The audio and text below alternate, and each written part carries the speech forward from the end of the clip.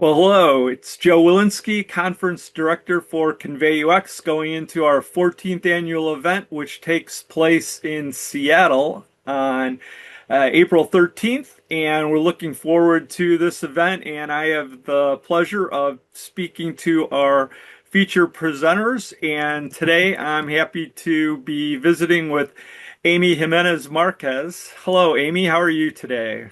Hi, Joe. I'm doing well. How are you? Yeah, pretty good. It's kind of a sunny day in Bellingham, Washington, which is about 80 miles north of Seattle. Where are you talking to us from? I am actually on Bainbridge Island in Washington, and the sun has not gotten here yet.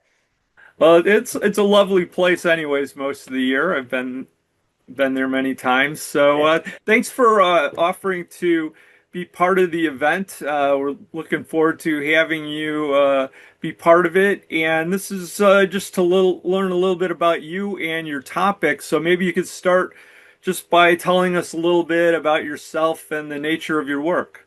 Sure. I am currently the VP of Product Design for Zillow, and I've been in the design field for much longer than I care to say. I really started in in college where I did graphic layout for the advertising section of our school newspaper at Texas A&M.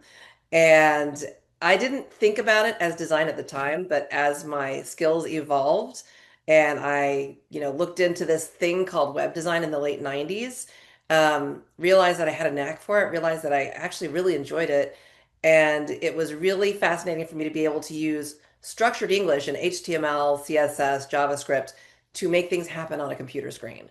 I had been previously almost a technophobe, but I really like dove in with both feet. And basically, the concept of continually learning is what's kept me moving through my career. And you've been at it a long time, as you said. I'm sure there's been a lot of things that have changed. Maybe some things changed not so much. But what's it been like recently in terms of like challenges and opportunities?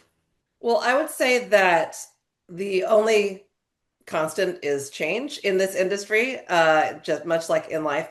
What's interesting to me is I've been working with AI probably since 2014, maybe. At USAA, we worked with IBM Watson to create an internal tool for people who are helping military transition into regular civilian jobs. And at that time, AI was basically duct tape and baling wire. It was like taking a bunch of different systems and mushing them together and trying to make them work more intelligently. Uh, with the advent of generative AI, it's everything has changed dramatically. I worked at Alexa, where I led the Alexa personality design team, and even that was not so much AI as it was algorithms, as it was just the kind of AI we think about that is large language models. And that was fascinating because you're applying a personality to the AI. I found that really fascinating learning more about that, learning about the limitations of voice design, where you don't have an interface, you just have basically information architecture and language. And now coming up to generative AI, where you have prompt engineering, very similar to what you're doing in voice design, but say using an application like Replit, a lot of our designers use that to ideate. You're prompt engineering AI to create interfaces that you can prototype and test. It's fascinating. Well, a lot of things that you just brought up, I think, kind of lead into the topic that you're talking about. So we could just jump into that. The title of your talk is How AI is Reshaping the Practice of UX Design. So tell us a little bit about how you came around to that topic and what Yeah. we can expect to learn from it. So one thing I really love about working at Zillow is they are very future facing and very forward thinking. We're always ready to dig in and experiment with something. So we've been experimenting with things like Replit and ChatGPT and other different AI driven applications to help us improve our work, the way we're working, how we're building for our customers. And the practice of UX is changing day to day in that AI is accelerating. especially in early ideation and synthesis. ChatGPT is amazing, especially the professional version that enterprises can use. Amazing at synthesis. We're exploring breadth. We're forming narratives. This changes expectations too. There's less time spent on getting to something and more responsibility for choosing the right thing.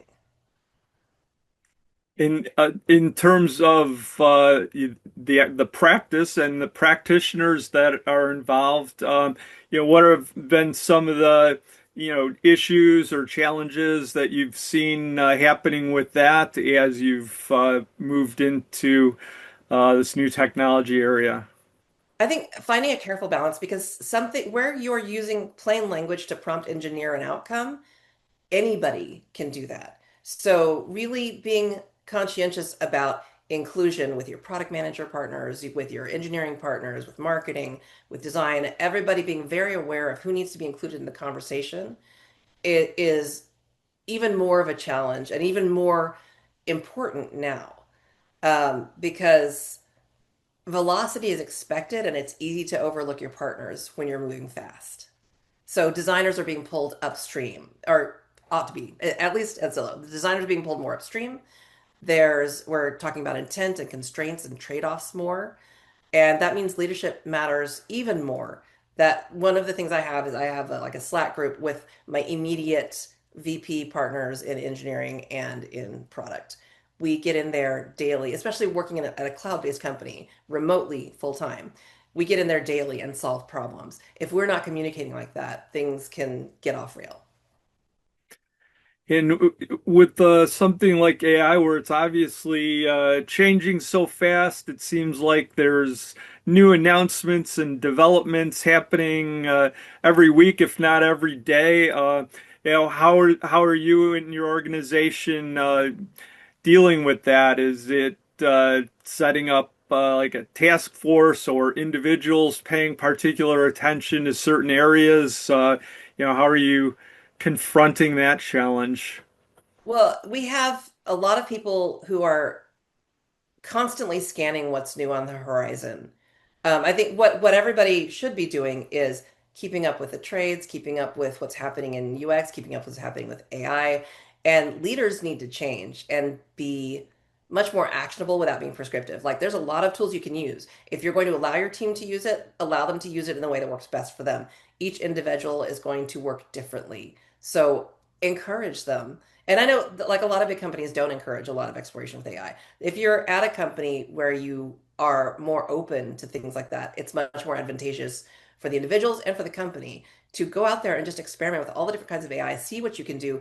But that also means in your drive towards creation and executing and delivering products, you also need to leave space for experimentation so that you can be learning and adopting all of these new technologies. Well, Amy, thanks for taking a few minutes to share a little bit about yourself and your topic that we'll see at the conference, and look forward to seeing you in person in April. Great. Thanks so much, Joe. All right. Thanks a lot. Bye bye.